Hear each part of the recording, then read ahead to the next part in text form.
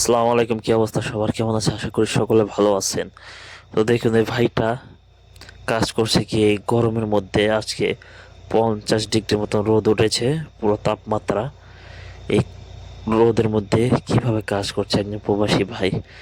তো আমি বলছি, যারা কাজ না শিখে আসবেন বিদেশে, তাদের জন্য অনেকটা কষ্টকর হয়ে যাবে এই প্রবাস। কারণ আপনি কাজ যদি না জানেন, আপনাকে গাধার মতন খাটতে হবে সব সময়। এই ভাইটা যে কাজটি করতেছে, সে কাজটি যদি সে টেরে আসতো, এই কাজটি তার 18 থেকে 19 টাকা ঘন্টায় দিত, কিন্তু সে কাজ করছে 10 টাকা ঘন্টায়। কারণ সে হেল্পার এর জন্য। তো যারা সৌদি আরব বা অন্য অন্য মিডল ইস্টে আসবেন, অবশ্যই কোনো একটা স্কিল শিখে আসবেন, না হলে আপনারা এখানে কাজ করতে পারবেন এবং ভালো টাকার মতন ইনকাম করতে পারবেন। আপনারা কাজ না শিখে আসলে সবসময় হেল্পারই করতে পারবেন, পেরেশানির মধ্যে থাকতে হবে কাজের ক্ষেত্রে।